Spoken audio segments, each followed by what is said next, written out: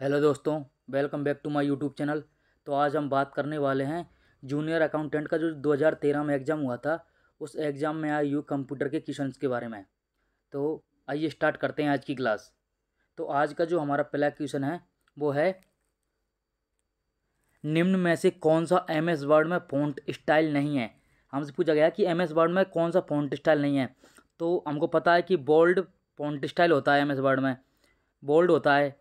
उसके बाद क्या, रेगुलर होता है, रेगुलर होता है।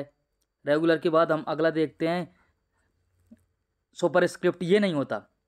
सुपर स्क्रिप्ट में कैसे लिखा जाता है कि एक्स स्क्वायर, एच स्क्वायर, और सब स्क्रिप्ट में कैसे लिखा जाता है जैसे H2O लिखते हैं, ये सब स्क्रिप्ट होता है। और सुपर स्क्रिप्ट में ऊपर पावर में जाती है। और इटैलिक, इटैलिक में कैसे लिखा जाता है थोड़ा तिरछा साइड में। तो ये हमसे क्या पूछा है कि निम्न में से कौन सा एमएस वर्ड में फॉन्ट स्टाइल नहीं है। तो सब script, super script font style का टाइप नहीं होता। तो बोल्ड है, रेगुलर है, इटैलिक है। तो ऑप्शन से करेक्ट आंसर है ऑप्शन नंबर 2, इसका करेक्ट आंसर है ऑप्शन 2, इसका करेक्ट आंसर है सुपर स्क्रिप्ट। अगला देखते हैं 127 देखते हैं, निम्न में से कौन सा ईमेल का स्पेशल प्रोटोकॉल है। हमसे ईमेल का स्पेशल प्रोटोकॉल पूछा है।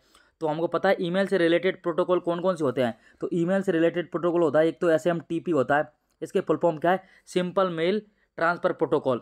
सेकंड क्या है हमारे पास, FTP, FTP क्या होता है, फाइल ट्रांसफ़र प्रोटोकॉल होता है। TCP क्या होता है, ट्रांसमिशन कंट्रोल प्रोटोकॉल होता है। और HTTP क्या होता है, हाइपर टेक्स्ट ट्रांसफ़र प्रोटोकॉल होता है।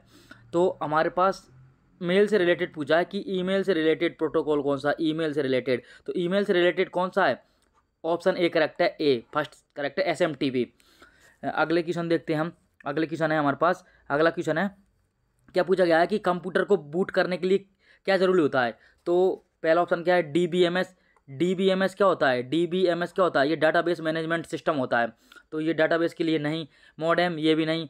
MS ऑफिस हम जानते हैं एप्लीकेशन सॉफ्टवेयर होता है MS ऑफिस। तो OS operating system, option 3 correct इसका। ऑपरेटिंग सिस्टम की ज़रूरत होती है हमको बूटिंग के लिए।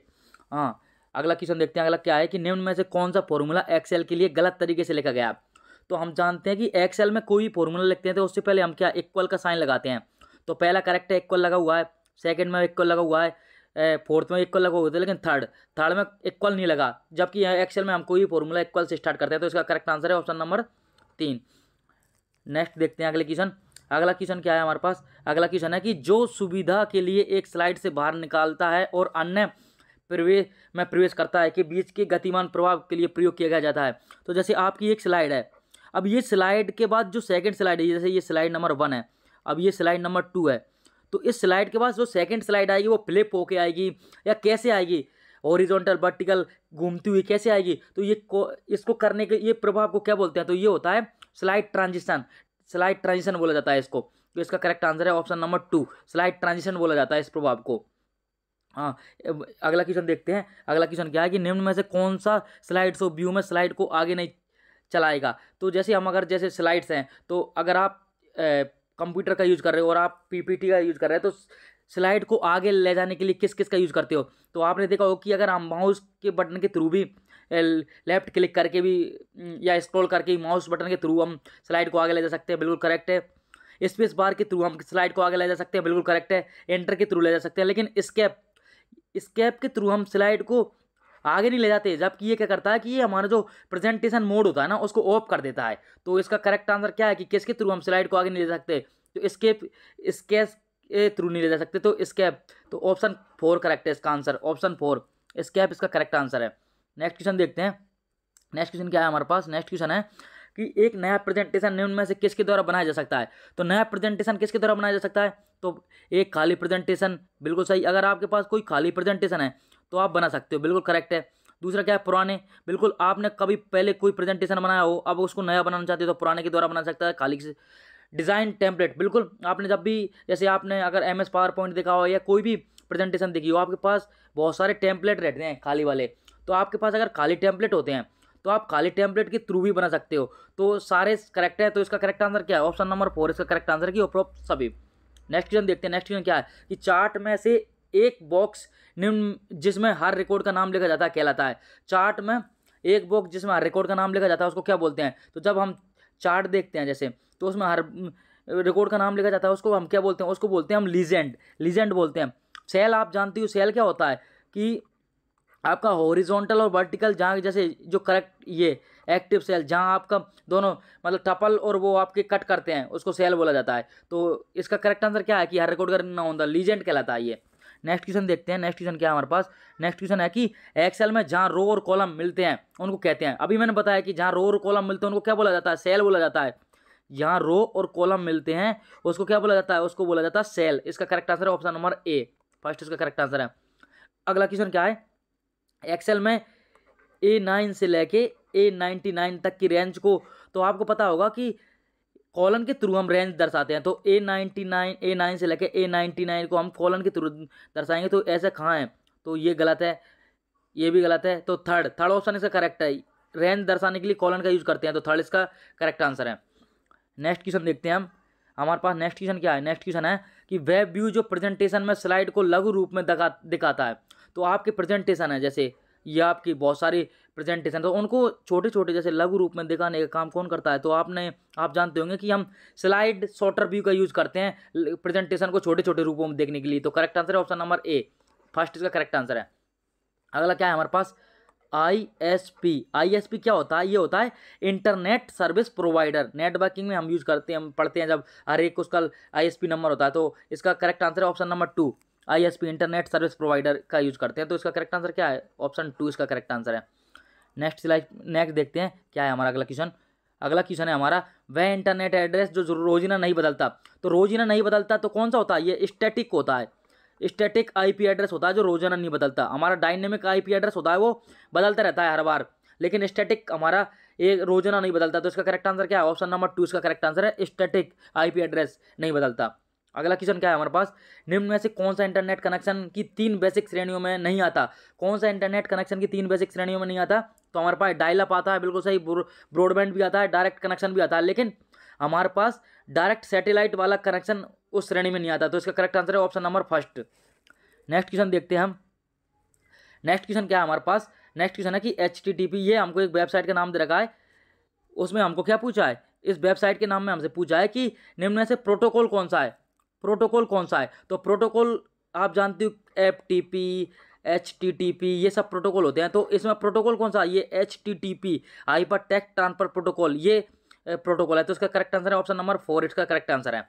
अगला क्वेश्चन क्या है हमारे पास, स्क्रीन बैकग्राउंड या विंडोज को मेन एरिया जहां फाइल और प्रोग्राम को खोला या मैनेज किया जाता है कहलाता है।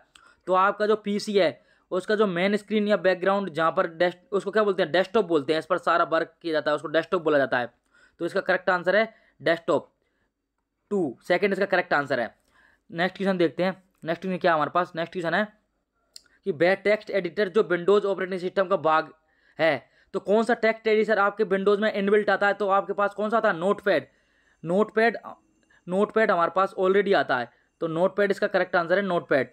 तो इसका करेक्ट आंसर क्या है, ऑप्शन नंबर 4, नोटपैड आपके पास इनबिल्ट आता है। और तो सब जैसे वर्डपैड आपको माइक्रोसॉफ्ट वर्ड में आता है, एडोब में एडोब राइटर, तो इसका करेक्ट आंसर है नोटपैड। अगला क्वेश्चन क्या है, MS वर्ड में टेक्स्ट को मध्य लाइन में अलाइन करने के लिए, तो मध्य लाइन मतलब सेंटर, टेक्स्ट को सेंट्रल लाइन करने के लिए किसका यूज करते हैं, तो Ctrl+E जो शॉर्टकट की होती है उसका यूज करते हैं सेंट्रल लाइन के लिए। आपको पता है Ctrl+L का यूज किसके लिए करते हैं, लेफ्ट मतलब बाएं अलाइन के लिए, और Ctrl+R का दाएं राइट अलाइन के लिए, और Ctrl+E का सेंट्रल लाइन के लिए। तो ऑप्शन थर्ड इसका करेक्ट आंसर है। Ctrl+C आपको पता है कॉपी के लिए, Ctrl+Y अंडू रीडू के लिए यूज करते हैं, Ctrl+Y और Z Ctrl+Z का, और Ctrl+T टेबल के लिए यूज करते हैं। तो इसका करेक्ट आंसर है ऑप्शन नंबर 3। नेक्स्ट क्वेश्चन देखते हैं, नेक्स्ट क्वेश्चन क्या है हमारे पास, नेक्स्ट क्वेश्चन है कि एक्सेल पुराना वर्जन की वर्कशीट में कितने कॉलम होते हैं। तो आपको पता है पुराने एक्सेल में कितने कॉलम होते हैं, तो आपको पता है ये कितने होते हैं, 0 से लेके 256 तक, मतलब 0 से लेके 255, 0 to 255 तक। तो टोटल कितने होते हैं, टोटल हमारे पास 256 होते हैं। तो ऑप्शन फर्स्ट इसका करेक्ट आंसर है, ऑप्शन ए। हाँ, सेकंड क्या है, अगला क्वेश्चन क्या है हमारे पास, ऑपरेटिंग सिस्टम में रिस्पॉन्स टाइम बहुत क्रिटिकल होता है। रिस्पॉन्स टाइम किस में क्रिटिकल होता है, तो टाइम किस से रिलेटेड होता है, तो रियल टाइम से रिलेटेड। रियल टाइम सिस्टम में सबसे ज़्यादा चीज़ क्या होती है, टाइम की। जैसे उसमें 2 डेडलाइन होती हैं, एक सॉफ्ट होती है और एक हार्ड होती है। हार्ड डेडलाइन में मतलब फिक्स टाइम पर आपको कोई भी टास्क करके देना रहता है कार्य। तो इसका करेक्ट आंसर क्या है, third. Real time operating system में रिस्पॉन्स टाइम क्रिटिकल होता है, तो इसका करेक्ट आंसर है ऑप्शन नंबर 3। नेक्स्ट क्वेश्चन देखते हैं, नेक्स्ट क्वेश्चन क्या है हमारे पास। नेक्स्ट क्वेश्चन है वर्ड ब्रेप, ये क्या होता है? वर्ड आपने देखा होगा कि ये होता है, ये करेक्ट वर्ड ब्रेप बोला जाता है इसको, बर्ड रैप या बर्ड ब्रेप। तो ये क्या करता है, वर्ड ब्रेप फीचर क्या करता है कि जैसे आप कोई लाइन में लिख रहे हो, जैसे ये सपोज करो आपकी लाइन है, आपने लिखा कि इंडियन तो ये यहाँ तक की लाइन थी, तो इंस्टीट्यूट लिखने में नहीं आया, तो ये क्या करेगा, इसको काट के मतलब यहाँ लिख देगा इंडियन इंस्टीट्यूट। तो वर्ड जरूरत के अनुसार टेक्स्ट को अपने आप दूसरी लाइन में ले जाता है ये वर्ड ब्रेप। तो इसका करेक्ट आंसर है ऑप्शन नंबर ए इसका करेक्ट आंसर है। वर्ड ब्रेप क्या करता है, वर्ड को तोड़ के अगली लाइन में अपने आप ले जाता है। तो इसका correct answer option number A है। अगला क्वेश्चन क्या है हमारे पास, कैप्शन लॉक जैसे कीवर्ड के फीचर को शुरू या बंद करने के लिए वाले बटन को क्या कहते हैं? तो कैप्शन लॉक के फीचर को, तो कैप्शन लॉक का फीचर को वाले बटन को क्या बोलते हैं? तो ऐसे बटनों के हमको क्या बोलते हैं? टॉगल बोलते हैं, टॉगल। टॉगल बटन बोला जाता है जो 0 को 1 में या ऑन को ऑफ में जो बंद करते हैं उनको टॉगल बटन बोला जाता है। तो करेक्ट आंसर क्या है, ऑप्शन नंबर इसका 4 करेक्ट आंसर है 4, टॉगल बटन बोला जाता है। नेक्स्ट क्वेश्चन देखते हैं हम। नेक्स्ट क्वेश्चन क्या है हमारे पास, नेक्स्ट क्वेश्चन है कि पिक्सल्स किन के साथ जुड़े होते हैं? तो पिक्सल्स का यूज हम क्या करते हैं, पिक्सल का यूज करते हैं हम ग्राफिक्स में, ग्राफिक्स में, इमेज में, ग्राफिक्स में हम पिक्सल्स का यूज करते हैं। तो करेक्ट आंसर क्या है, ऑप्शन नंबर 1 फर्स्ट इसका करेक्ट आंसर है। अगला क्वेश्चन देखते हैं, माइक्रोसॉफ्ट वर्ड महीने की स्पेलिंग को अपने आप अंदाजा लगाने हेतु आप महीने के पहले, तो आप जैसे किसी भी महीने का पता लगाने की तो स्टार्टिंग जैसे जनवरी तो JAN या फरवरी या FEV, तो आप फर्स्ट 3 कैरेक्टर लिखोगे तो उसके अपने आप वो मंथ का नाम ले लेगा। तो इसका करेक्ट आंसर है ऑप्शन नंबर 2 इसका करेक्ट आंसर है।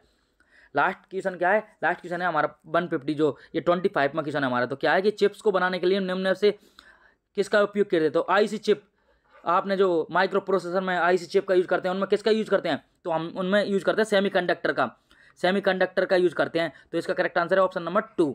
तो आज की जो हमारे 2013 के एग्जाम में जो 25 क्वेश्चन आए थे वो कंप्लीट हुए हैं।